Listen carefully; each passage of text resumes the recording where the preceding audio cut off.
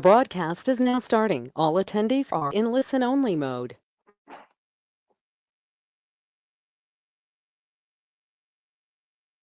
Welcome to each of our communities that have joined us today. Thank you for joining the International Town and Gown for its inaugural webinar. And the 2020 census has been a buzz in all of our communities.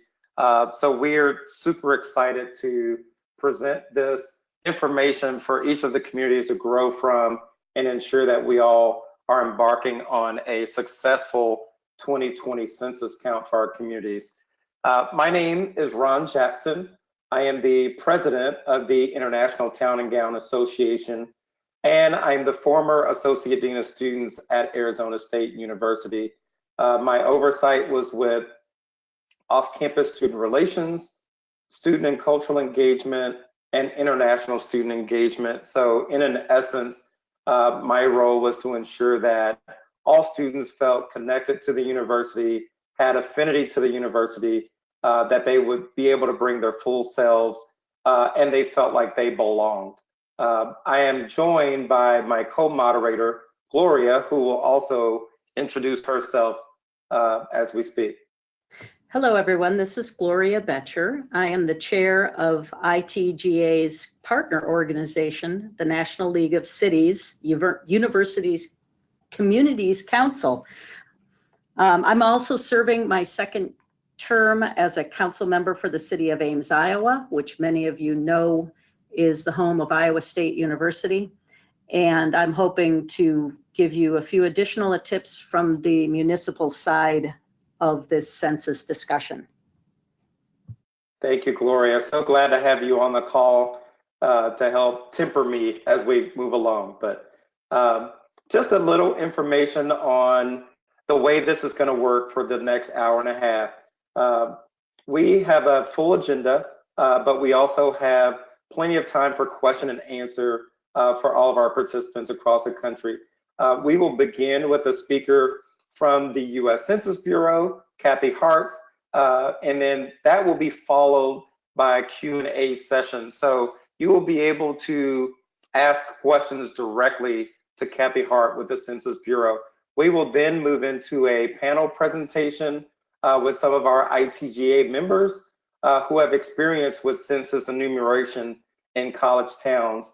Following that, we will also have another session for Q&A with those panelists, but please know we will also entertain questions for our Census Bureau staff. If you all have questions, and we hope that you do, you may type those questions in the chat box for the webinar moderators, and we will collect and put those questions in play to our panelists. Please note that this webinar is being recorded, and any unanswered questions will be collected for responses after the event. The recording will go up about 24 hours after the conclusion of this panel presentation on the International Town and Gown website. That is www.itga.org.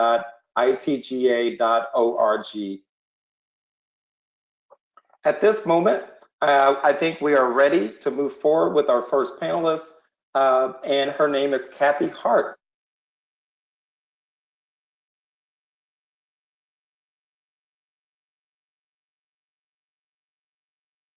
Hi, I just want to thank everybody for your time today, to ITGA for inviting us to this most important webinar. We're just so appreciative of their efforts and your efforts to join to learn about where we are with the 2020 census. There's been so much news, and I'm delighted to be able to provide a brief overview of about 15 minutes where we will cover a Census 101.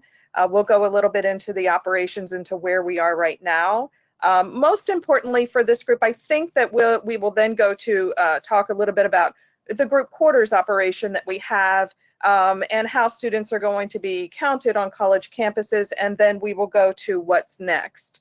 And so again, 15 minutes, I can go on for 5 hours about the census, but I will do my best to stay within the 15 minutes. leaving the most important part for Q&A. That's the most robust of any of the webinars or conversations that we have, where we really get to know about what you are most interested in. So let's begin. For the 2020 census, I'm sure a lot of you already know this, but it is in our Constitution. We conduct a decennial census every 10 years. There is so much at stake every decennial, but especially this time. Right now, we have $675 billion annually that is allocated.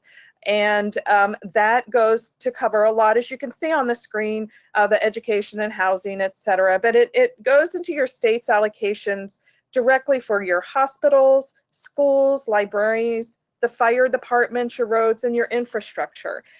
Typically, so much is lost by states where monies are needed the most for this. And so ensuring an accurate count is absolutely critical. Next slide. So what we faced so far with the 2020 census, it's a lot of what we see every census.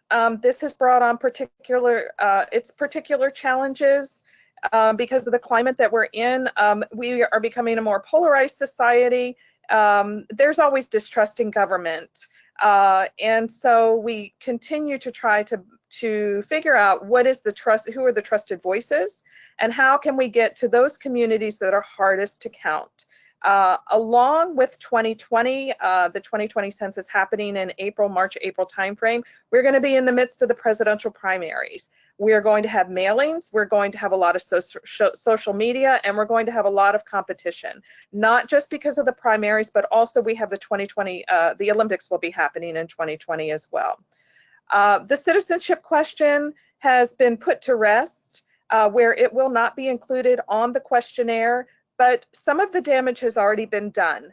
And the hard to count communities, specifically immigrant populations, have a fear of retribution, and trying to get the messaging to those communities that the data that we collect, we do not share with any agency. No one can make us do that. We do not share with ICE. We have all the employees at the Census Bureau have taken an oath that lasts for a lifetime, and we take that very seriously. We will spend a lot of time in jail and pay hefty fees if we divulge any of the information. And not a lot of us, it's a small group that have access to the information that comes directly off the questionnaire. So for the most part, we're just interested in the aggregate data that will feed everything from our economy to small businesses and other surveys that we have going on. So as I mentioned, the hard to count, the hard to reach populations, the underserved populations. A great deal of studies go into identifying who's going to be part of that group. And we have the perennials that come up each decennial, the immigrant communities, persons experiencing homelessness, minority populations, American Indians, non-speakings, but added to the list this time is mobile millennials. I was a little surprised by that because they seem to be the most socially connected to social media, but they just move constantly. And we are trying to catch as many of those in the net, and so many of them live in on off-campus housing, and I think that the affiliates of ITGA can really help us connect with that group. Another group that keeps appearing on our list, and it's just absolutely unbelievable, the money that is lost every decade because of the children from 0 to 5. We are engaged with just about every children's organization across the nation. This has become almost the center of a lot of our messaging because the money that's lost to communities and the importance of counting not only the other hard to count groups, but especially this one. Next slide, please. So as I said, the challenges aren't new. And the census is important, it's easy, and it's safe, especially this time around when we have the opportunity for this is our first online self-response. And we still offer the paper questionnaire that can be mailed to you. and also telephone. So the Census Bureau, while the online self-response, it will be the biggest tax savings for in dollars for taxpayers. We do not have a preference of what you will do, and it's simply just on your personal preference and what you feel safest with. So how do we engage and motivate people? This is part of where we are right now. We have developed a relationship with ITGA, and they are one of our national partners. And so we are in our early education and outreach, and we are counting on the trusted organizations that can be our voice to help us with this messaging. So right now we have 1,500 partnership specialists that are on the ground across the United States trying to gain local organizations and companies. And then we have the national effort, which is what I'm a part of. And in total, we'll have about 300,000. The audience, of course, we're going to be doing extensive outreach on social media, and then the traditional the messages on television, audio, because on radio that targets the people in rural and small America sometimes. And also then we have a big promotional campaign of our Statistics in Schools program. So our advertising campaign really kicks off in earnest in January. You'll start to hear more and more about the 2020 census. It will focus a lot on trust, and just to make people aware, and that's when we're really going to have the importance of the trusted voices are really going to come into play to continue the messaging that the census is safe and it's easy and you can trust it. In earnest, the campaign will kick off to motivate people to respond in March, while our online instrument, we pick April 1st as Census Day. The online instrument will open 2 weeks prior. And then we will start our reminder campaign. We are hoping that the majority of the people respond early. And when we get to May, we will take into account those that have not responded. And that's when it will kick off our a reminder. And then for those that still do not respond, our non-response follow-up, which is the most costly part of the census. And then we will begin our thank you campaign in August. And as far as there's more with the languages that are involved, there's wonderful opportunities this time because of the online self-response component. When you log online, we will have the questionnaire in 12 languages. It's going to be really easy because you will be able to toggle at the top of the screen, and the questionnaire will immediately go into the language that you would like to respond to. Besides the 12 languages, we're going to have 59 language cards that are going to be pretty much a layover. So anybody responding to the questionnaire, if they need assistance, they can look at a language card, determine what the census question is, and be able to respond that way. And of course, we are also using sign language, American Sign Language, Braille, and large print.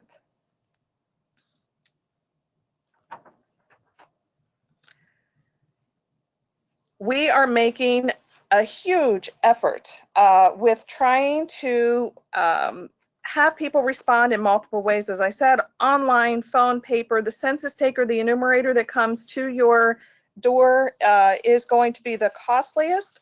So we would like to engage everybody and invite them to begin early.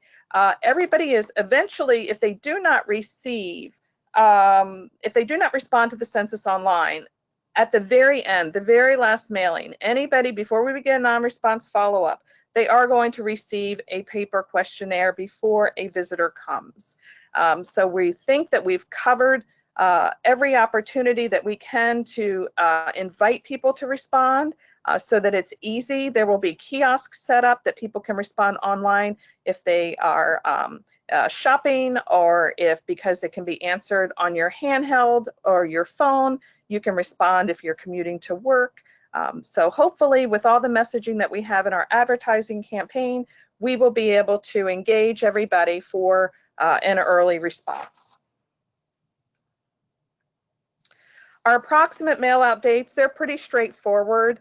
the internet choice invite, that's going to go to everybody. And again, we'll see what the response is from that, followed quickly by a reminder letter and postcard, understanding that people will quickly go through the mail. Sometimes things get lost. Mobile millennials, I have a couple in my family. I don't know the last time they've been to their mailbox. So hopefully with the other ways that we are reaching out to them, everybody will understand that will come to know that April 1st is Census Day. And then as we proceed through the month of April, there will be a heavy push in postcards, Not Too Late, and other invitations through all of our social media and also through television and audio to hopefully get people to respond. So the major operations we've already been conducting, establishing where people are right now. And right now we're in our motivate people to respond, moving toward that as part of our early education and awareness phase that's going on right now. And that will lead to the motivate people to respond when they start to receive the postcards in the mail. SelfResponse. Then we move into group quarters, which will affect college campuses. Non-response operations, and then most importantly, by December 31st, we have to have the data released to the president on that day. So I'd like to talk a little bit about group quarters operations. So group quarters, and we're going to focus on college campuses, on-campus living, off-campus living. There's a lot of discussion about this, but just keep in the back of your mind that it also includes an enumeration of persons experiencing homelessness. Group quarters are also people that are living in nursing homes, in group homes, religious organizations, in also Job Corps centers, things like that. So residential treatment centers. It covers a lot, but let's focus on how are we going to count those college students that are living on and off campus. So we have a couple of categories that we've established this year. One is there are people that are living on campus housing that is owned and leased by the college and universities, meaning residence halls, apartment style, student housing. Those are the ones that are going to be counted by their university. They do, and also included in that are the 502s. The 502s, and some college campuses I know at University of Illinois, for example, they have apartments that have been deemed on-campus housing, but they're privately owned. And so all of those will also be counted in this process of group quarters through their universities. Their universities, why don't we go ahead and go to the next slide. And so there's a lot of talk of, what does it mean? Do we count foreign students? That question comes up a lot. The answer is yes. If they are living on college campuses and sleeping there most of the time, absolutely, we will count them. Another question that we get, what about students that are outside of the United States? If they're studying abroad and it is 6 months, if they have not been here for 6 months, that they are not included in the count. The challenge that we have with the college students is that it's really a breakaway time. They will be counted on their college campus. If they are staying in the housing, the parents want to include them in their household, but the monies that are gained from where the student reports will go directly into the college campus and not in their home that they go back to from whence they came. This is a concern that we have in trying to reach those students that are living in off-campus housing that has not been approved or not in that collection or net of residence halls or apartments that are deemed classified as the university that the university will catch in their net. And so that's a target that we're working with higher education institutions across the country in trying to determine who they are, and also the messaging, trying to make sure that that messaging isn't confused by if they hear, oh, your university is going to count you, you don't have to worry about it, and they're living in an apartment down the street or in the next city. How do we work on that messaging so that they understand they still need to be counted? And so there's a whole lot of student-run organizations and different groups across the nation that are developing communication campaigns to reach those students. We can go to the next slide, please. And so when is all this going to happen? When are colleges going to be called? When are you going to hear from us? You are going to hear, I know the slide says February 3rd. The advanced contact may be happening as early as the end of January. There are going to be multiple options for universities to respond to the census. One is through their records, their administrative records. And you are going to get a contact, an outreach call by somebody at the Census Bureau, and they are going to come and talk to the person that is in charge of the enumeration of students, and they are going to present the different ways that you can respond, explain them all, and give you the choice. Most universities we're hearing want to choose the administrative records. If that is the choice, you will be given a code in the website where you can log on, and it'll go step by step for you to download the information and send it to the Census Bureau. One of the questions that has been raised through quite a few colleges is, are we in line with the confidentiality, the FERPA letter for the universities? And yes, we are. We have an understanding that if colleges choose to respond through administrative record, that they will be responding with all the information that the questionnaire is requesting. I do not know, because of course, that data that we collect, we only get once every 10 years to do this snapshot of the country. So through that data, if you just send in the student's name and their birth date, that information is going to be rejected, and because it will be an incomplete questionnaire. So there will be other ways that you can respond, and the partnership specialist and the recruiting assistant that comes out will be explaining more of this for you when they come out in January. As far as the other ways to respond, of course, there's the traditional that we will come to your campus and conduct an enumeration that way. We will also leave questionnaires if you choose that. So there's a variety of options, and they're up to 5. It's just whatever is the most convenient for you. Okay, hiring. This is the time for people to apply for jobs. The slide says 450. We've decided to bump that up to 500,000 in order to reach 500,000 applicants that can be accepted through the system. We have to go to 750,000 of recruiting. Right now, we already have 160 to 170,000 that have made it through the process. The jobs are well-paying jobs. They are part-time, full-time. They are flexible. Students will be able to, or anybody will be able to pick their workload. It'll be downloaded. They can block off times that they're not available to work. And hopefully the schedules of working on weekends and evenings might appeal to people, but we need people to respond to the call of applying. They're $18 to $25 an hour and a great part-time job.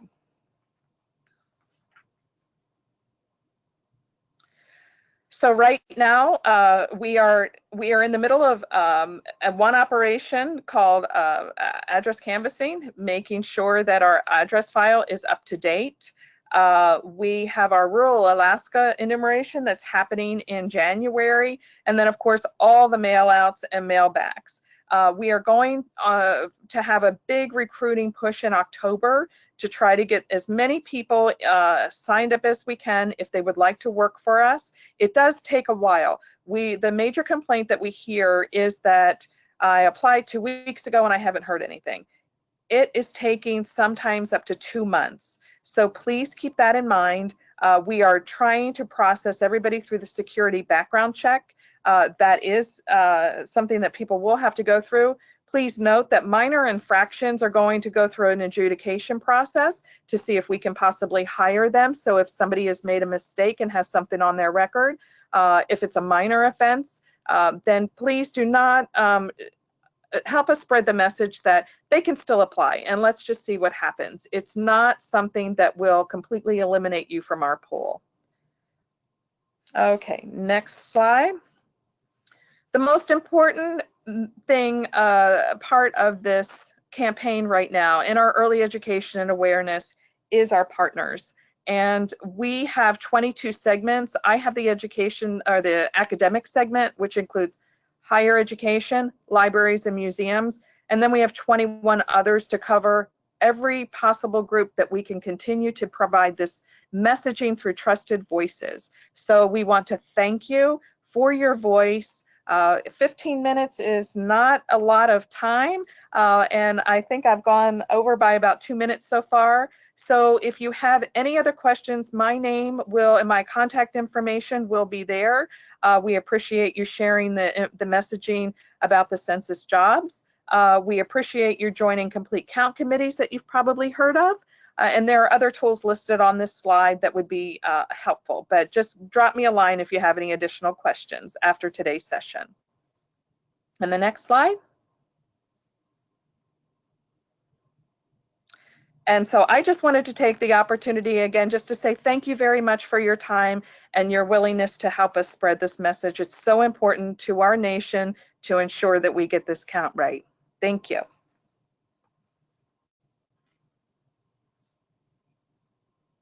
Wonderful, Kathy. Thank you for such a tremendous overview. I think anyone that is very new to this process, and even some of us that are well deep within it, found some key things that were helpful in your presentation. I have a question to begin our Q&A session. You had mentioned something about statistics in schools, and I wanted you to just give a little more information on what does that look like, what does that entail, just so that we can have some understanding of what that is.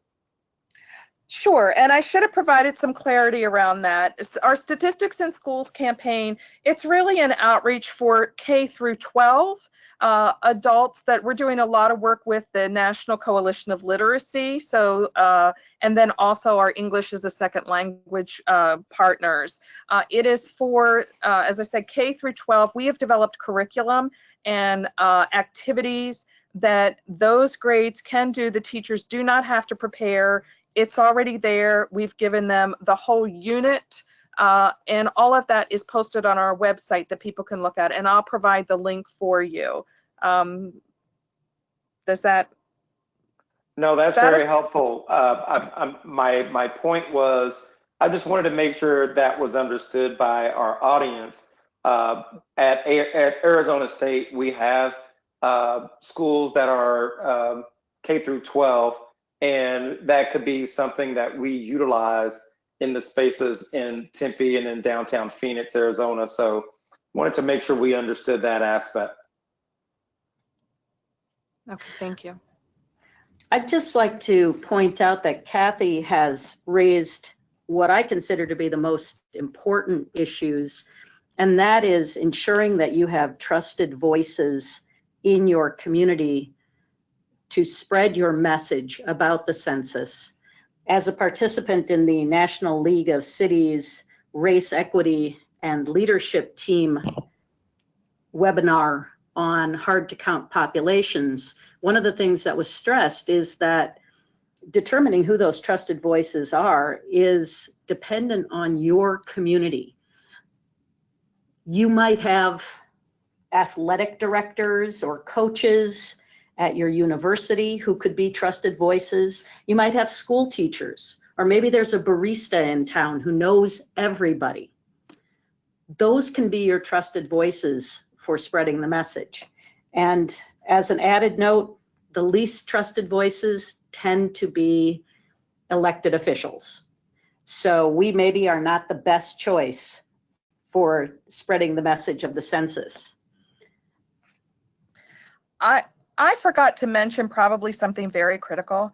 that we have a resource library where we have already developed a lot of print promotional materials focusing on different groups. And so we will be sure to provide those links to you that you can go in and look at. All of the stuff is already written and created as far as advertising, if that's helpful.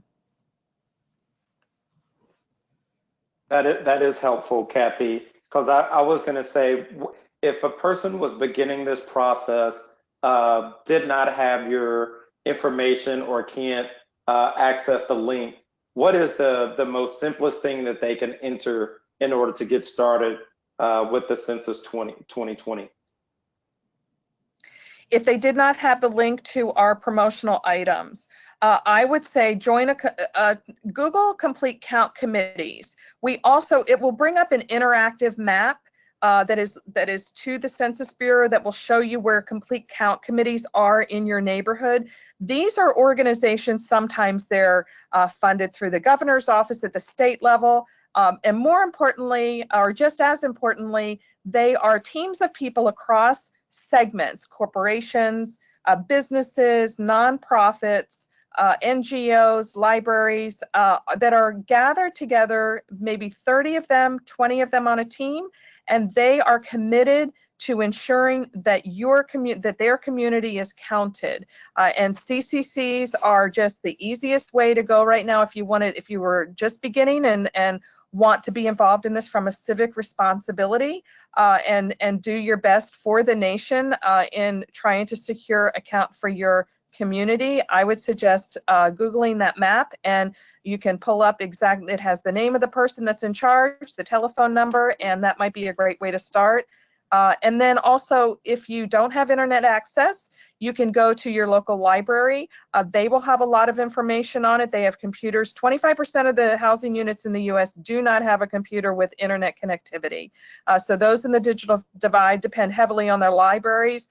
Librarians are well suited right now to show you where the information is on the internet, to provide a lot of resources of what your next steps should be if you're interested in helping us.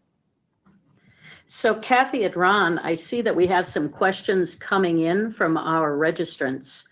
And one of those questions comes from Amherst, Massachusetts. Apparently Amherst is considered the 9th hardest to count community in Massachusetts.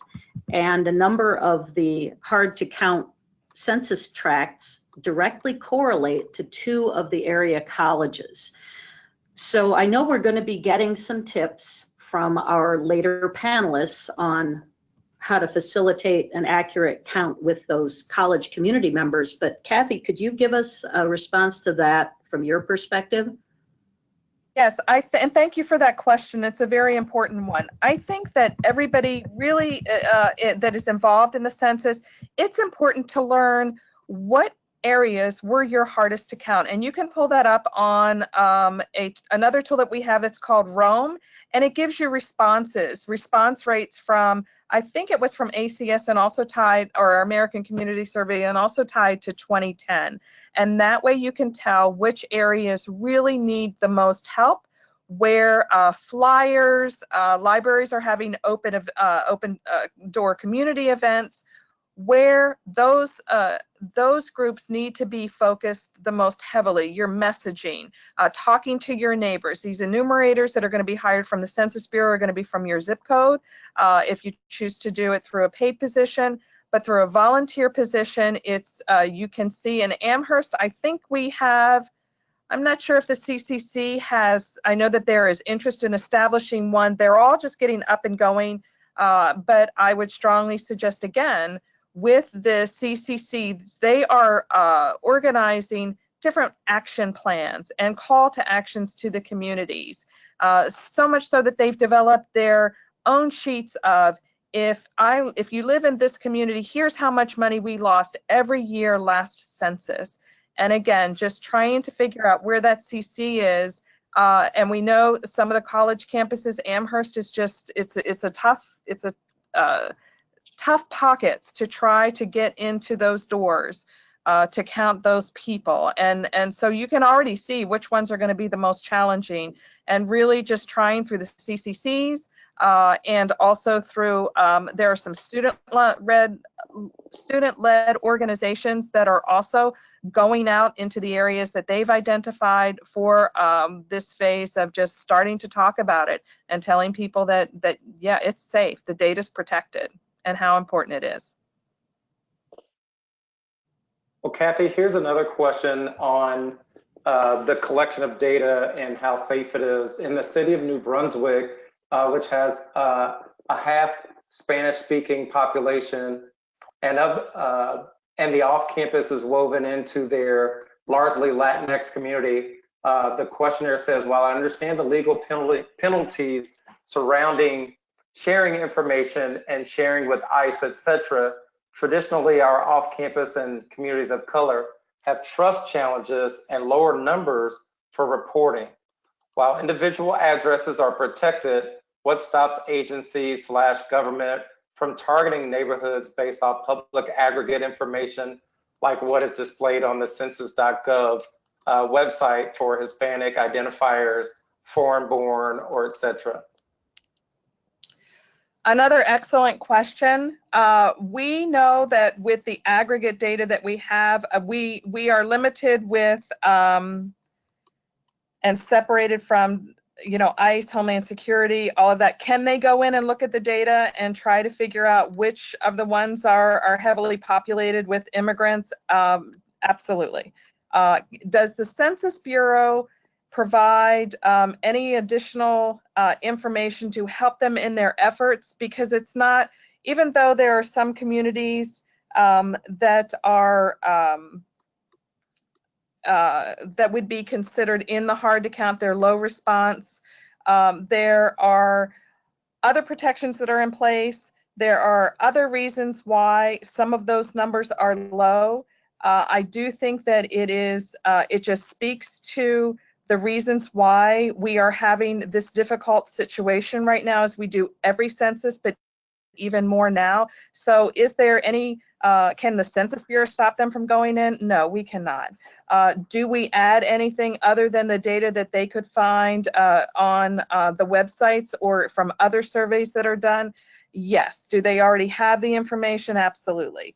We just know that from the data standpoint with names and addresses, and I know that this part is not going to bolster the confidence, but we just don't share the specific names. I think we have laws in place where people cannot go to a specific address. We have safety measures in place that they cannot go down to a certain level of block level or track level to target certain addresses. That is protected.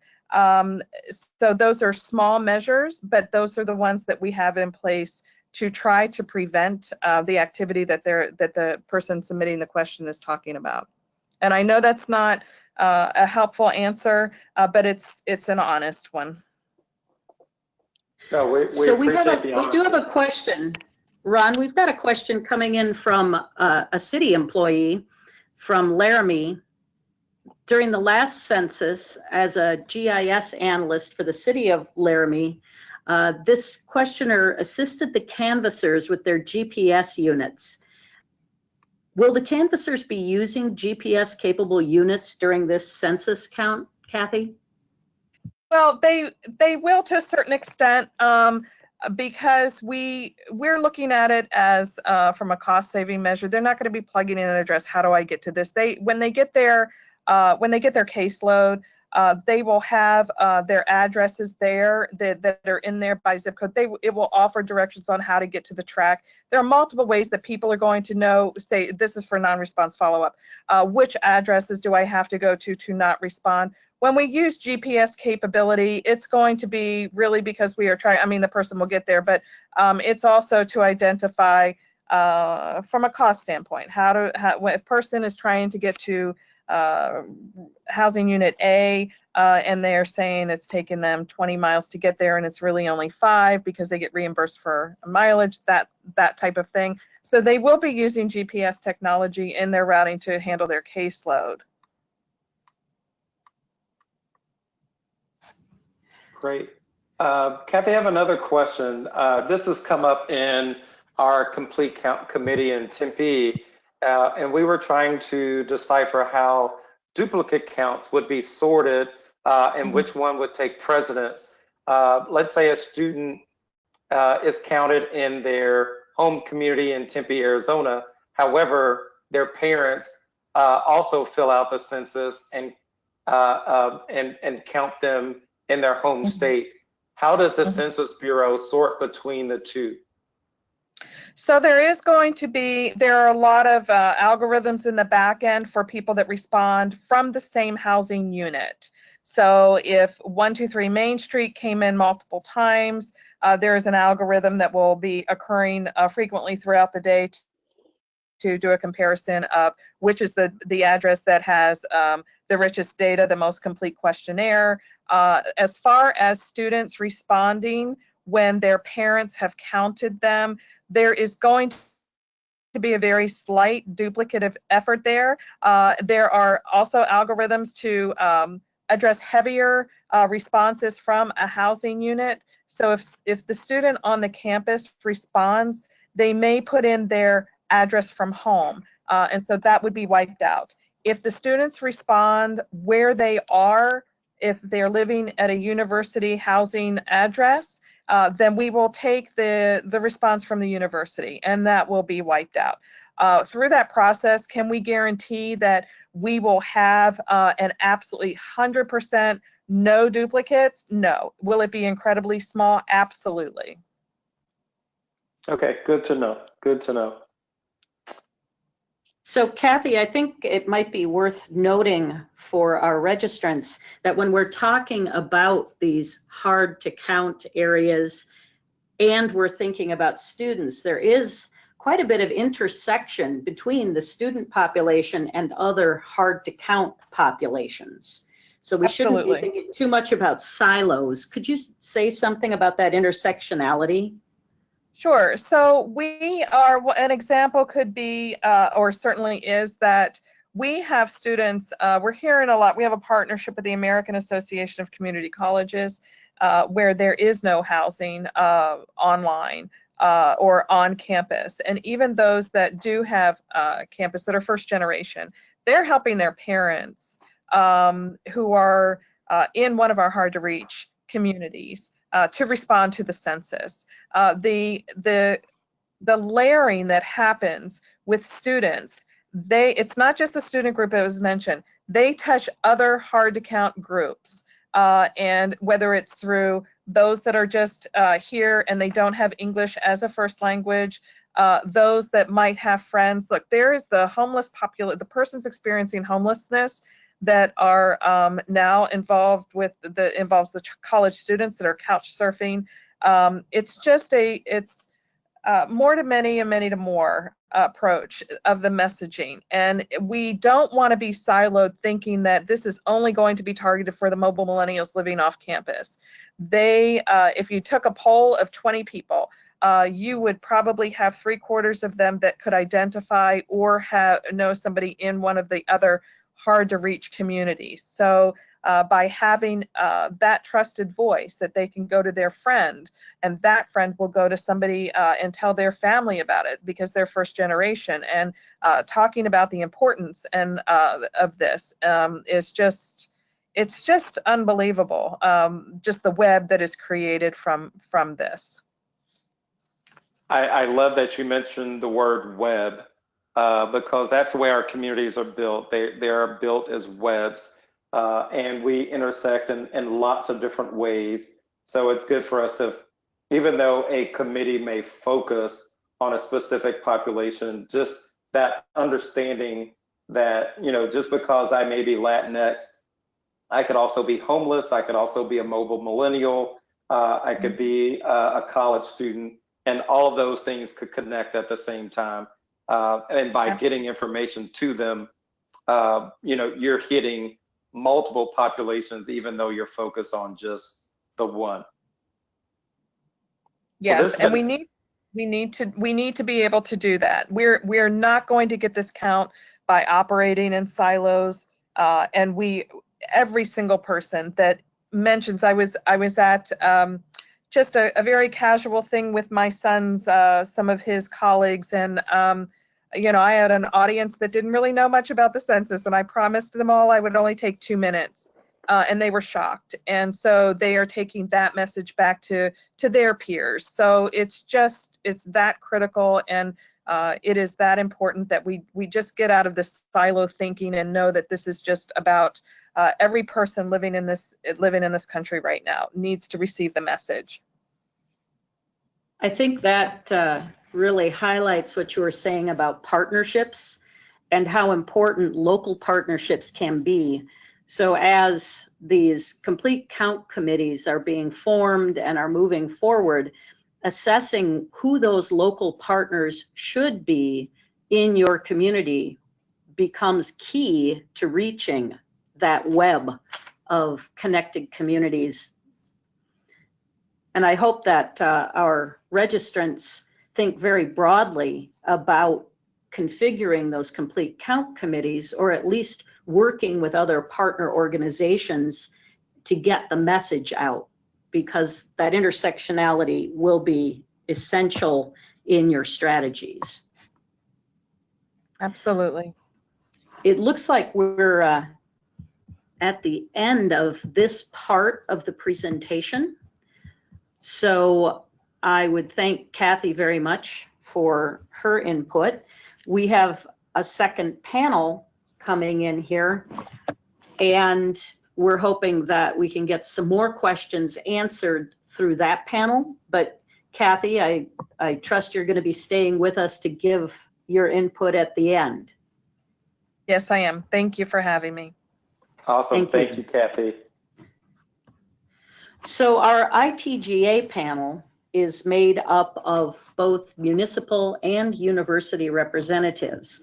We have 3 speakers, and I'm going to introduce all of them right now, and then we will move from one to another, saving the questions and answers for the end.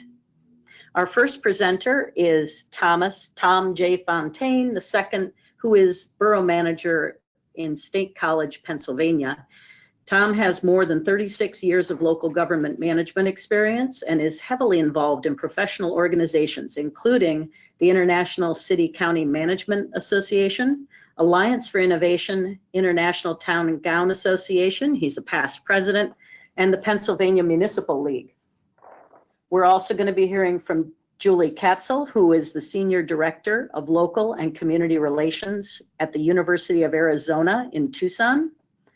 She coordinates and maintains positive working relationships with community members, elected officials, and business, education, and nonprofit sector leaders in the Tucson and Greater Pima County community.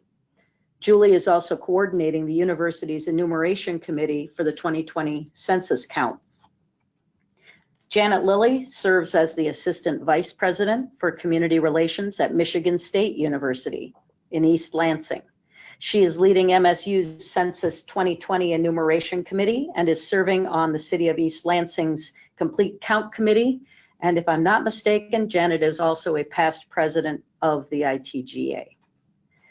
So we will begin these presentations with Tom.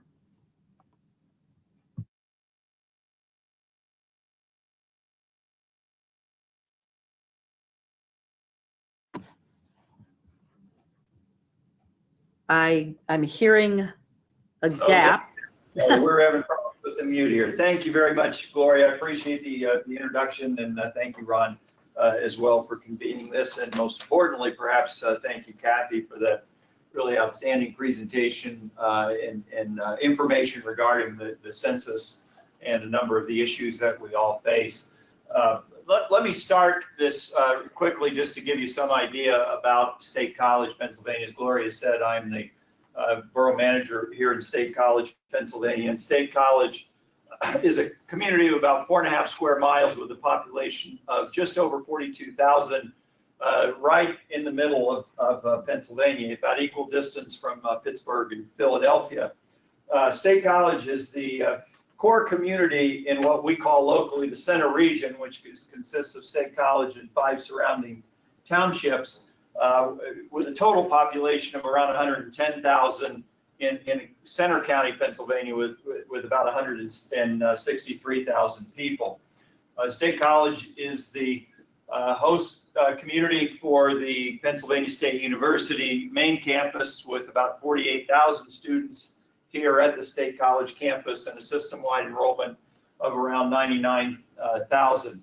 The population of State College, with about 9,500 people per square mile, is about 2/3 student residents in State College, and then in the region, additional large number of student residents. So students are a significant part of our community and really form a major roadblock, I guess, in getting complete counts in terms of those hard to count populations. And so we've talked a lot about those hard to count groups and specifically related to some of the issues at universities. And we'll talk a little bit more now about not only the on-campus questions, but also some of the off-campus issues that we'll deal with. Just in terms of our off-campus housing, we're looking in State College at somewhere in the neighborhood around 11,000 licensed rental units in State College proper, and probably around 17,000 rental units in the region. So many of those are occupied by students, given the large student population here in Center County. The issue for us here in State College and the importance of the census, in addition to the district and political representation issues that come from the census, and as Kathy talked about, we have concern about funding for infrastructure, for housing, transportation, education, human services, and so forth, community development block grant, home funding, and particularly at the federal level, are driven by the information from the U.S. Census. And so it's really important for us as a community to make sure that we have a complete count, and we want to take that very seriously and have worked hard to make sure that we have a complete count. In addition to those funding issues, we also rely heavily on the demographic data that we receive from the census in an aggregate way, variety of things that we're looking at on a regular basis with age, race, ethnicity, gender, occupation, and income of our residents. And that goes into a variety of different products that we work on, including comprehensive plans and other efforts in the community to make sure that we are serving the community fully, completely in appropriate ways, and that we're providing services for all residents in our community.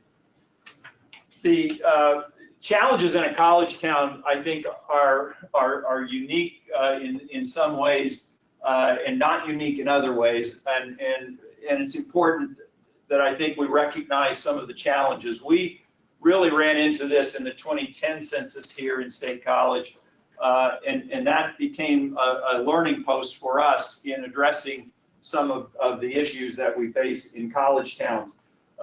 I think 2020 presents some new challenges that we've already touched on, but in 2010, of course, we didn't have presidential primaries occurring around the census. In 2020, we do. So not only are we going to have the presidential primary process fighting for attention of our residents, and students have been very active in political campaigns over the last decade or so, but there's a variety of other issues that just simply compete for the attention of all of us, and I think many times college students are especially affected by that.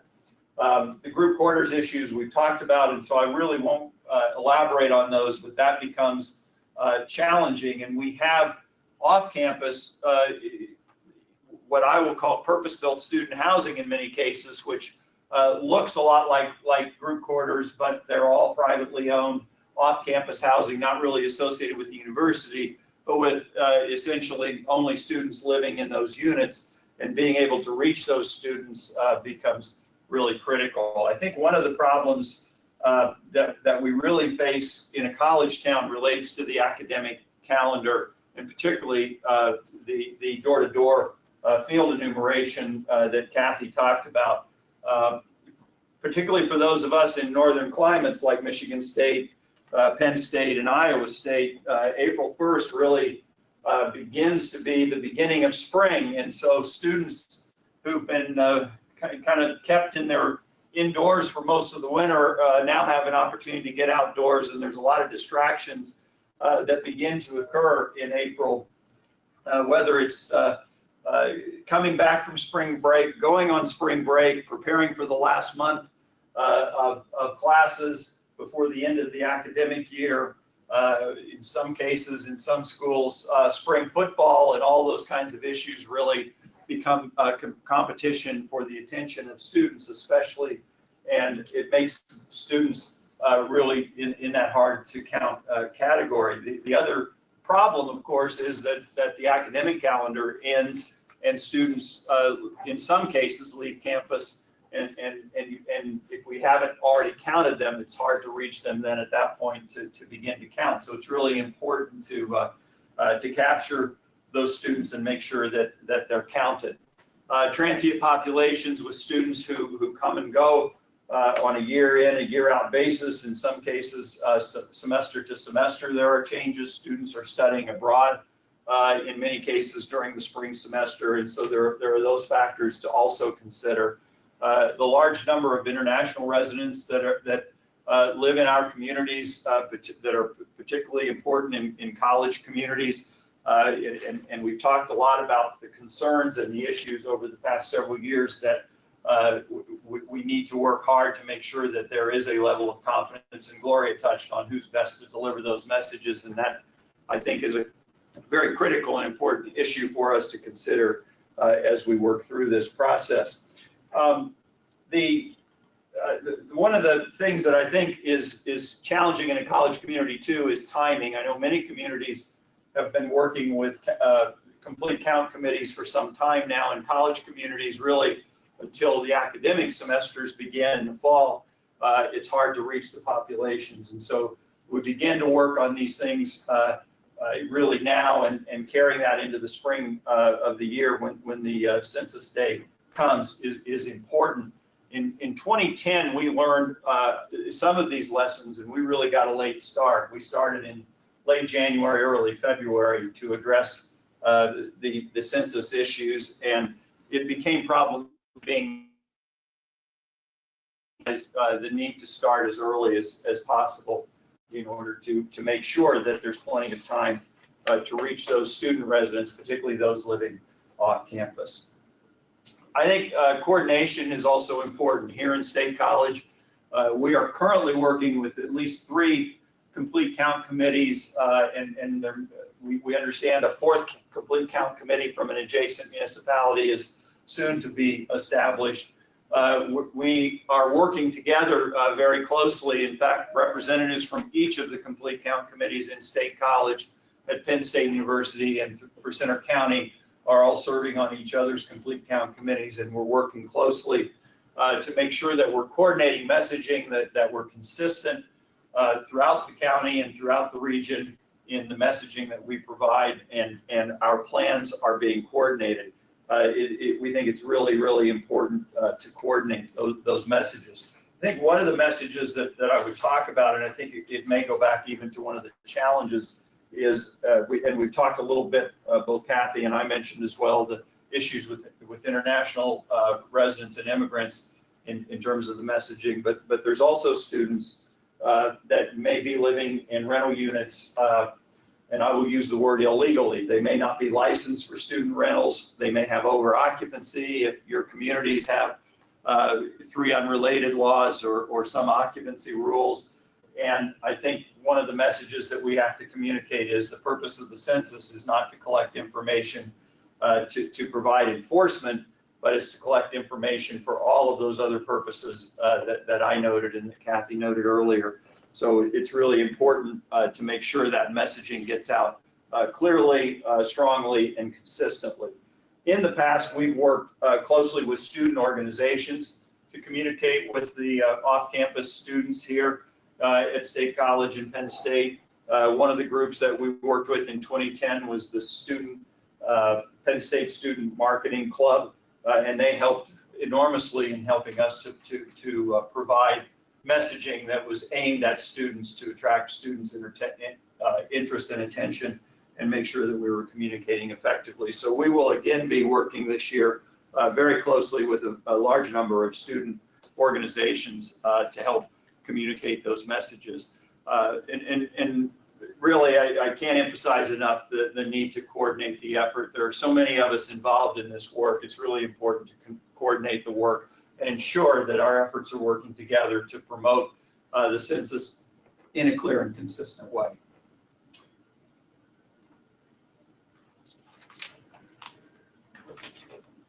Thank you, Tom. That is so helpful, especially getting from your bureau management manager perspective, how this works and how it's important. Next, we have Julie Capsule at the University of Arizona, who is going to present on some of her experiences with the enumeration count for 2020. Great. Thank you, Ron, and thanks to ITGA for putting this important webinar together. I know that at the University of Arizona, we really appreciate how important a complete census count is for our community and for our community stakeholders, and so therefore it is very important to us. Just to give you an overview of the University of Arizona and the city of Tucson, we are about 45,000 students total enrollment. Only 4,500 of those students are online, but yet a majority of the online students do live in Arizona. So this is about 12% of the population of Tucson overall.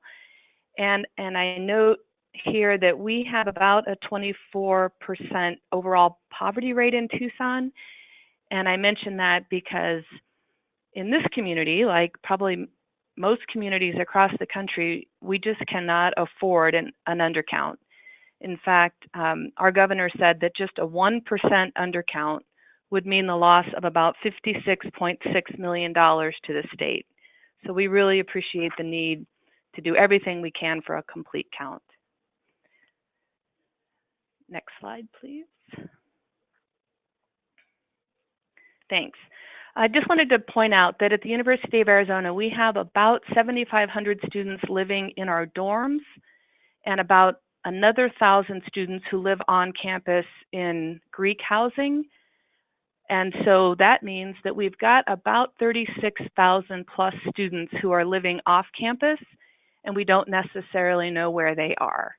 And so this is going to be where we focus most of our efforts, is trying to identify and communicate with these off-campus students.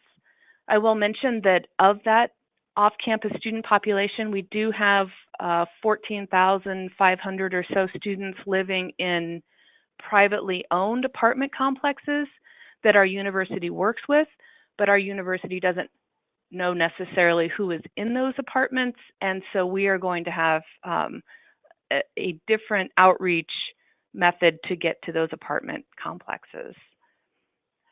And I'd also mention quickly that because most of our students, or a majority of our students, are in neighborhoods around the university, we also have a role in helping educate our neighborhood associations on the importance of the census, and we're finding many different ways to do that.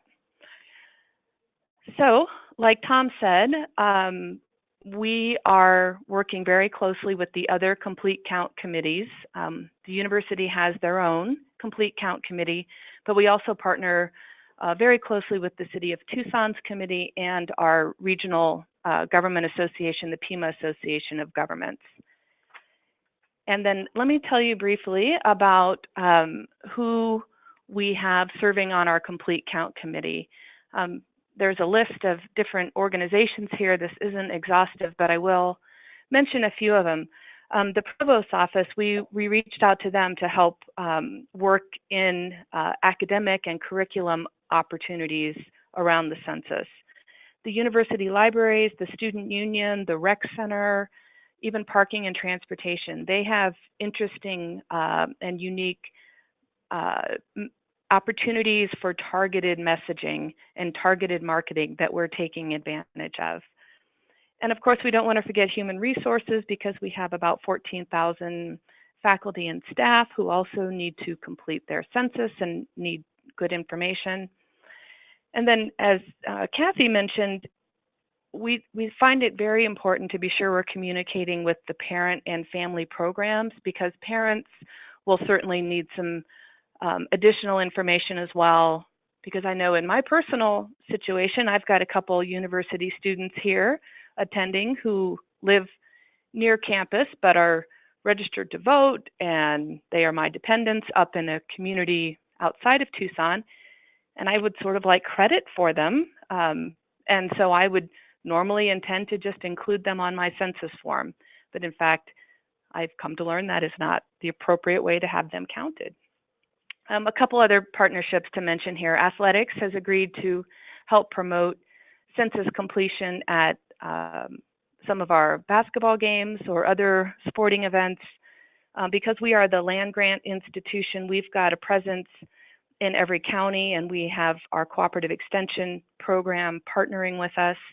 Of course, our cultural centers and the fact that we are a Hispanic serving institution, we have leaders in those communities helping us communicate.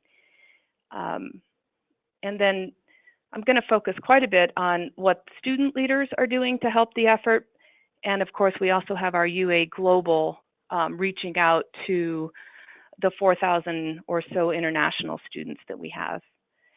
And so, thank you. I just wanted to point out that we really appreciate the need for trusted voices, and we don't think we can necessarily anticipate what a trusted voice is to each student. And so we hope that by casting a really wide net, we will find those voices, and the students will hear from the people they need to hear from. So let me focus quickly on the student leaders' efforts. We have been really fortunate that some of our student leaders have run with the opportunity for this civic engagement opportunity and really have created their own campaign. They will be speaking with students in numerous different ways over the next several months, and reaching the students through social media, through large meetings, through tabling, through videos that they're creating. They will take our messaging, but they will package it and deliver it in a way that is effective with the students. So finally, I can just summarize here quickly that basically our guiding principles are that there is a lot of good messaging already being produced. No need for us to recreate it. We just need to amplify it with trusted voices. And so we're relying heavily on the already produced information that other complete count committees and the census have created. We're also supporting the efforts of our students. They will be the ones who will be able to influence students most directly. And then finally, we want to take advantage of the expertise all around the campus. We are not telling units or colleges how to communicate the importance of the census. What we are doing is be sure they have the information they need and that they're challenged to reach students in the most effective way. So thanks again. I really appreciate the opportunity to participate.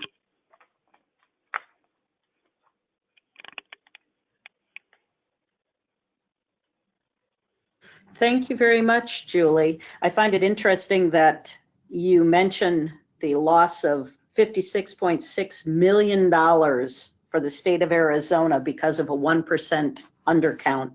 That sounds similar to what we were hearing from College Park, Maryland, where in the 2010 census, there was a 49% response rate for the census tract where the university was located, which led to College Park having an overall count of 72.5%, which was 6.8% or 6.8 points lower than the national rate for response. And that can cost a lot of dollars. Wow. So I guess we'll move on to Janet and keep those questions coming to us as you're listening.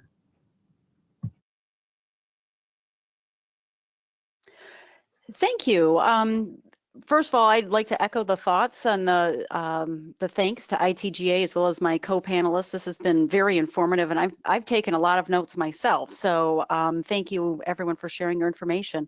So here at Michigan State University, we are a very large university nestled between several smaller municipalities, and so I'm going to talk a little bit about, and we also have a very large on-campus population. So we touch 3 municipalities, the city of East Lansing, as well as the city of Lansing and Meridian Township.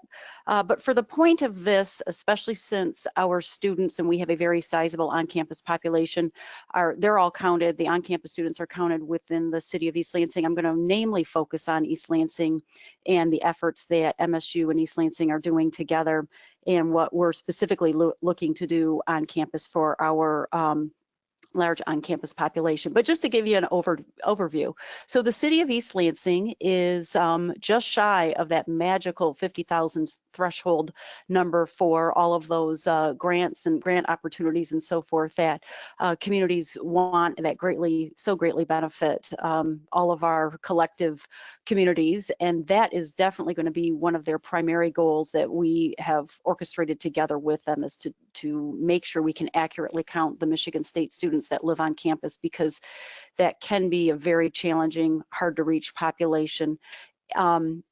All of the students, though, that we look across the East Lansing community, and you look at their permanent residents, we have about 60%, and I know State College was similar, but 60% of the population of East Lansing are MSU students. So specifically more looking at where our students are located, we have about upwards to 16,000 who actually live on campus, which is why we're focusing on the accurately capturing our on-campus population and really looking to have some specific efforts targeted towards those students. But in addition to those, we do have another 13,000 that are living specifically in East Lansing, but not on campus. And then again, we have another 13,000 that are living across the region, with 8,000 either they're out of the region, they're online programs, or they're at internships or what have you.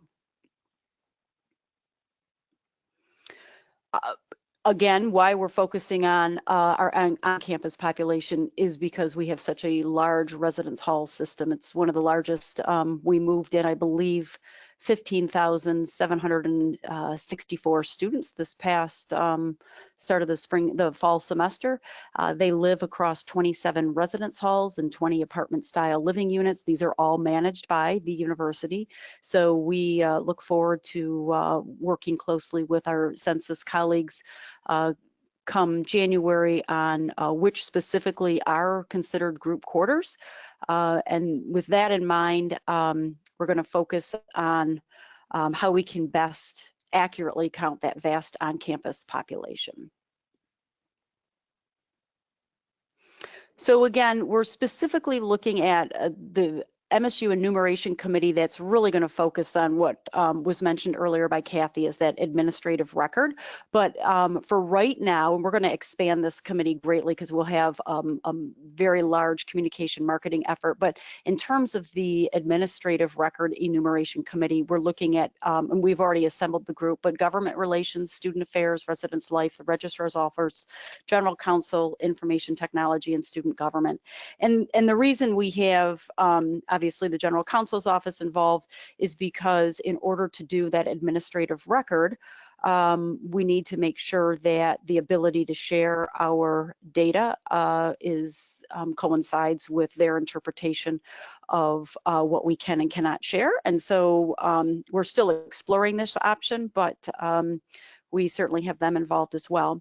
And again, just to mention, though we're already working with East Lansing and have materials and so forth produced, and we're already publicizing the save the date at various events that we are co-hosting with them.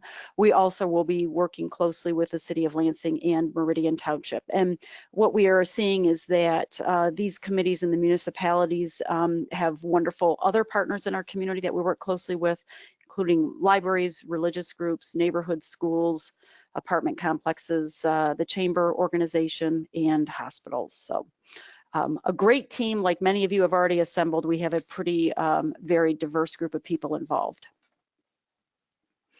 So again, just going back to what I said earlier, is the city of East Lansing is really looking to achieve that goal of 50,000 city population threshold. They're at 48.6, and I know that is their primary goal. Obviously, the goal is to also inform, educate, and inspire people of in our communities, but I know that I would be remiss if I didn't really double back my repetitive efforts to say that the 50,000 magical number is truly probably a primary goal, at least for the city of East Lansing and Michigan State as we work together. To talk a little bit more about the administrative record that Kathy mentioned and talked about, and this is one that we're exploring on campus, but really if the universities are able to provide what is non-restricted directory information, and going back at our registrar office records from previous years, we know that about 97% of our on-campus population, of those living on campus, do not restrict their directory information. But looking at what we could upload, we would have a tremendously high accuracy rate. I will say one of the areas of interest on our part will be what are all of the fields that the university will be willing to provide. And I do think most public universities will struggle with providing some of the fields, and ours might be included in that. And so we might have, it might not be in the end the best way to go, and we might have to really redouble our communication and marketing efforts. I do think that we are going to continue to look at this because it's going to be an option that makes the most sense with our large on-campus population.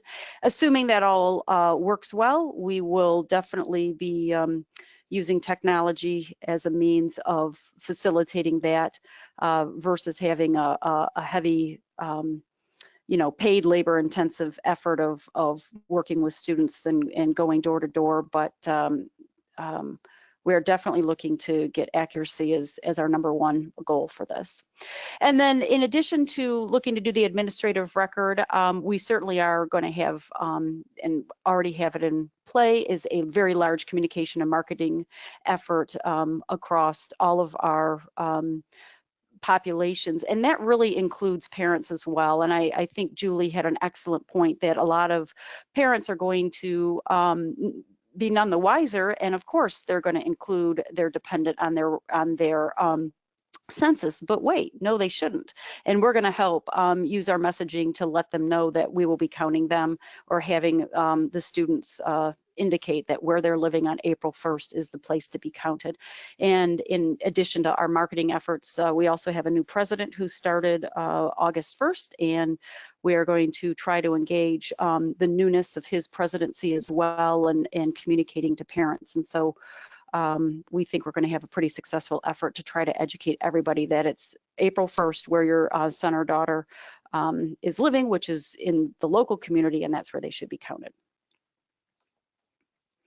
So you can see one of our materials that we've already put together, and this has been out already. It's our Save the Date, if you will, so which is essentially the start of our awareness campaign. And we have, we're doing this now through January of 2020, and we're already having it out at various events, passing it out, having it printed and up. We're working with our local transportation authority here to make sure it's on our buses, and making sure that we are definitely informing people that it's not too early to think spring. And we are definitely at farmers markets and film festivals, and hit a number of the fall welcome events on campus.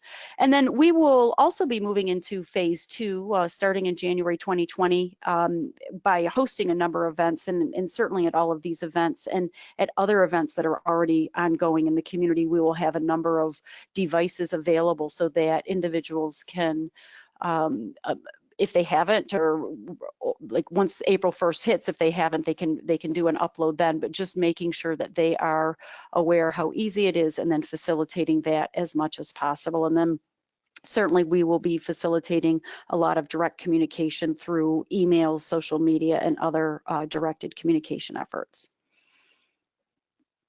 And then just as a quick recap, if those of you who are interested in that administrative record, I do think that you want to involve your general counsel's office as well as the RO's office. The census does provide a letter regarding FERPA with some specifics about what that means. And that's where it's going to be really critical for your institution in terms of your general counsel's interpretation of what they're willing to provide. What they deem is that directory information. Clearly, there is should your universities go forward with that, there's a very strong need to involve the IT people early on to make sure that they're comfortable with the data upload and what the process is involved. And then regardless, that should never be a sole strategy. Other communication and marketing efforts would definitely need to coincide with the administrative record process if that's what you're looking to do.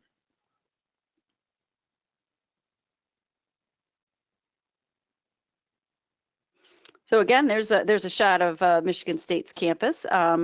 Little overwhelmed when I think of all of those residence halls and apartment complexes on it, but I know through webinars like this and the great team at the census that our community, probably just like yours, can embark in a very successful count of our students and our faculty and staff and our community members. So thank you. Thank you, Janet. And I do think it's worth noting at this point, you raised the issue of different communities having different goals, that maybe East Lansing is trying to hit that magic 50,000 population number, but other communities may have other goals.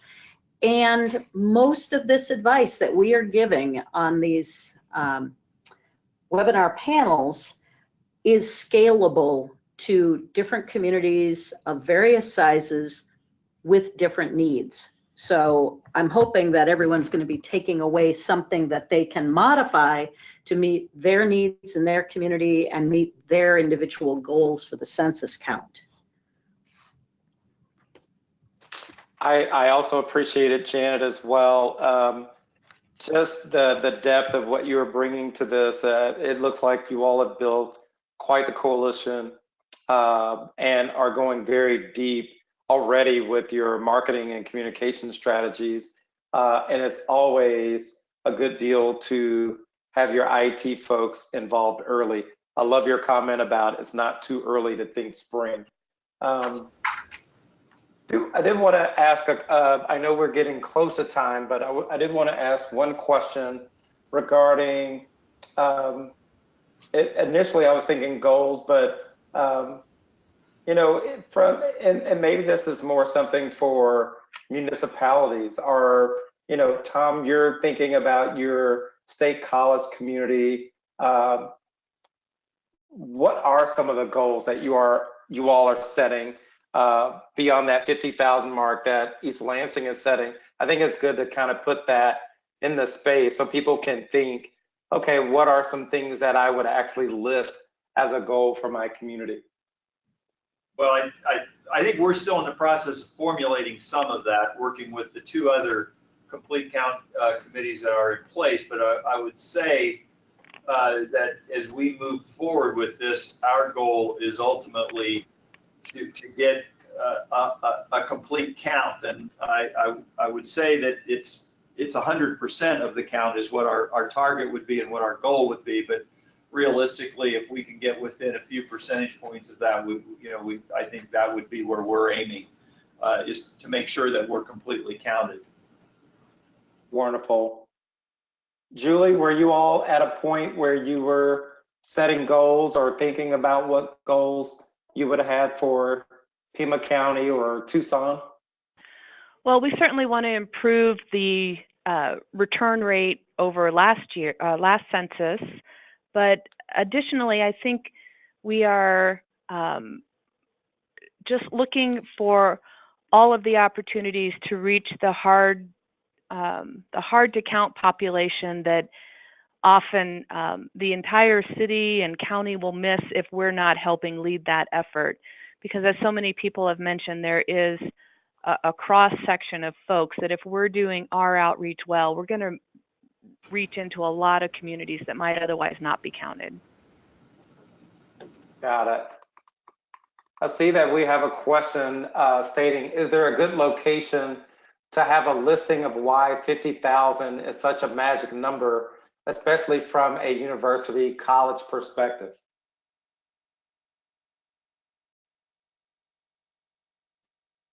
Well, the 50,000. This is yeah, please go. No, I'm sorry. Go ahead. No, Well, it's okay. Go ahead. I was just going to say that the 50,000 is so critical because it affords the municipality to qualify, though they still have to write and apply for grants, to qualify for additional grants than they would otherwise. So that's why, and Tom can probably speak a little bit more to that because he referenced it as well in his remarks. But I don't understand, or I need more clarification about, is there a good location to have a listing of that? I don't understand that portion of the question. So perhaps others on the call can share their thoughts. Well, this is Tom. I think perhaps what we could do is to get a listing of the various things that would kick in at 50,000 population, and maybe have those posted on the ITGA website. I think that might be that's a great idea. Particularly for those college communities where we could provide that information, and certainly link it to the NLC University Communities Council, and if there are other organizations at ICMA or other places, perhaps try to link to that as well. I think that there is actually information available too from the Census Bureau. Kathy could probably correct me on this, that lists what sort of federal funds are opened up at that 50,000 population level. So we should be able to find some resources to share. And I think it's really worth providing certain benchmarks. The Census Bureau had a program after 2010. We'll have it again in 2020 called Count Question Resolution, where states can provide challenges to the Census Bureau, challenge the counts that we've come up with, and in an effort to have us come back out and conduct another census for their state. It's heartbreaking because I worked on the program last time, and we heard a lot from, you would think it would be for larger reasons, but mostly from communities that didn't meet that 50,000 mark, and it did block them from a lot of grant money and other resources that could have been afforded to them. And unfortunately, we had, I think, about upwards of 200 challenges filed, and unfortunately, we could not. In some areas, I turned over every rock I could to try to figure out how we could say that, yes, we got this wrong, where we would have to determine that it was fraud on behalf of enumerators, or one of the other classifications. And unfortunately, none of those challenges were successful. And it all went back to just people did not respond. And we encouraged them then, and please start your campaigns early. And I think by listing what you won't get, if you're in a community X for this count or this count, is an excellent way of motivating people to let them know what they could lose. It looks like we're approaching the end of this, Ron. Maybe we could have everyone just give one step moving forward or a tip. We will do a quick 30-second lightning round, starting with Kathy, with one tip or one anecdote you would say that would help with next steps to be successful for the census count. So Kathy, you're on the clock. Talk about the census. Talk about it to anybody that will listen to you. The importance of it, there is so much at stake for all the communities, especially those that need it the most. And we just are so grateful for your efforts. And again, if you have any questions, I'll provide my contact information. It's my direct line. The Census Bureau is a maze of telephones, and people will put you through into that. Please give me a call, and I'll help you along your journey of trying to help us with the response rates. Thank you. Tom. I'd say develop communication links with trusted members of those hard to count communities. Make sure that they're connected to the complete count committees and that they can provide information to and trusted access to those hard to count groups. Julie, you're on the clock. Okay, I have a very similar comment to Tom. I just think we need to identify and educate the trusted voices on our campus and in our community, and just support them in mobilizing in the way that they identify as most effective. Thank you. Janet.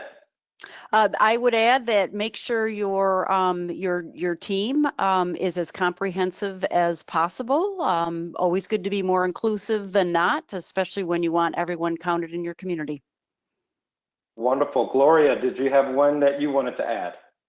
Yeah, I guess I'd like to take a look into the future. And that is, if you have worked so hard to establish these networks of trusted people who can communicate with hard to count populations, you're also working to further your own diversity and inclusion initiatives. And those networks can be used into the future and can remain in place for the next census and moving forward. Thank you all so much. I know we are at our time boundary. This has been a grand conversation. I've made notes, still learning things as we go forward.